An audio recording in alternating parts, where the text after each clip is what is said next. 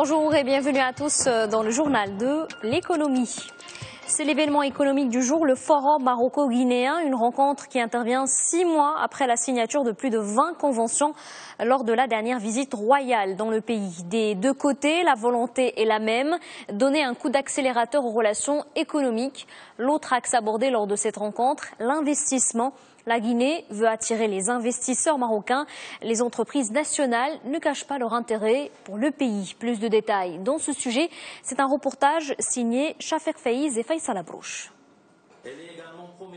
Dans la même ambiance d'échange et de réflexion, les chefs d'entreprise marocains et guinéens se retrouvent pour la 2e fois en une année. Le Gotha économique et financier marocain était présent, mais aussi de nombreux ministres. Sur l'estrade, des intervenants de taille des deux pays, une présence importante pour débattre des nouvelles coopérations, des opportunités d'investissement qu'offre la Guinée. Les entreprises marocaines sont, suite à cette ambition affichée, sont très intéressées par ce marché. Elles l'ont déjà prouvé à travers d'autres marchés. Mais la Guinée reste pour nous un pays très important. Il offre des potentialités immenses. Il faut savoir que c'est le réservoir d'eau de l'Afrique. C'est un gisement minier qui est fabuleux. C'est un pays qui est en train de se construire, donc qui a besoin d'infrastructures, notamment dans l'eau, l'électricité, le secteur minier, la pêche, l'industrie, donc de transformation. Et les entreprises marocaines, voilà une opportunité qui est très intéressante.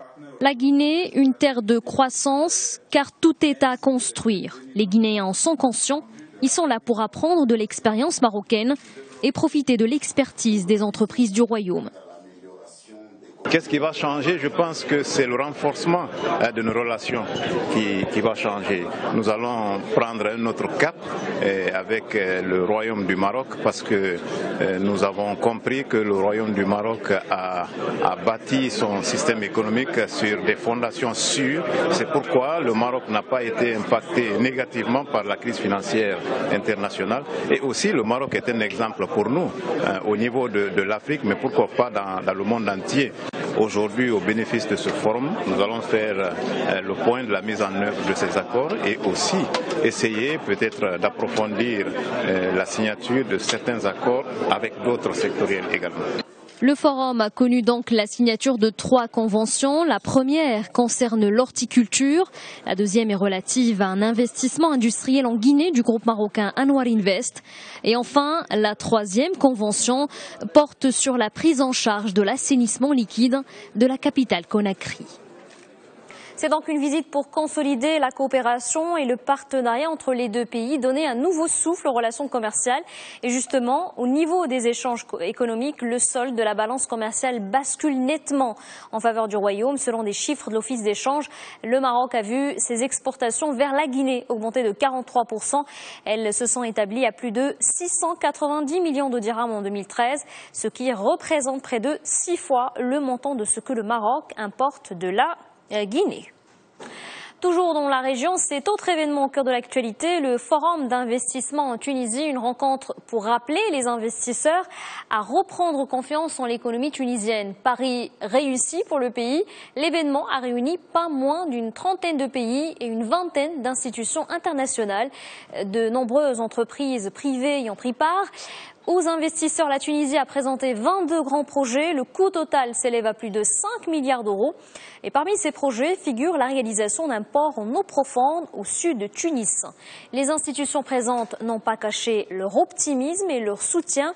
On écoute justement le directeur régional pour l'Afrique du Nord de la Banque africaine de développement et le commissaire européen Michel Barnier. Écoute, c'est ce qu'on a attendu depuis un moment et c'est ce qu'on a entendu aujourd'hui. C'est une vision claire pour la Tunisie au niveau de l'économie à l'avenir. C'est ce qu'on a eu aujourd'hui. Le ministre des Finances, il a très bien expliqué les défis et les actions à prendre. Maintenant, c'est ce qu'on a tous soulevé, c'est que c'est ce qui est important maintenant. C'est plus la vision, mais c'est l'exécution de la vision. Ce que nous attendons, ce que nous espérons de la Tunisie, pour les Tunisiens d'abord, c'est qu'ils réussissent, et nous devons les accompagner, la transition économique pour consolider la transition politique qui est engagée depuis 3 ans et demi, une nouvelle constitution, prochainement des élections. La Tunisie qui reste un mauvais élève en matière de croissance inclusive, tout comme les autres pays de l'Afrique du Nord.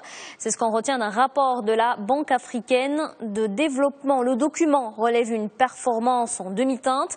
Il souligne les inégalités persistantes sur le marché du travail et entre les régions. Et avant de terminer, direction les États-Unis, c'est le dernier né de la high technologie, l'iPhone 6. Le tout dernier smartphone d'Apple est dévoilé. Ses points forts, plus fin et plus grand que son prédécesseur.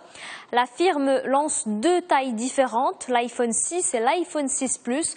Le nouvel iPhone est doté d'un écran arrondi sur les pourtours avec une angle de vue latérale encore amélioré. Grande nouveauté aussi, l'appareil photo. Apple vient avec une nouvelle innovation nommée Focus Pixels. Elle permet un focus 2 fois plus rapide. Le nouveau smartphone sera mis en vente aux États-Unis en octobre 2014.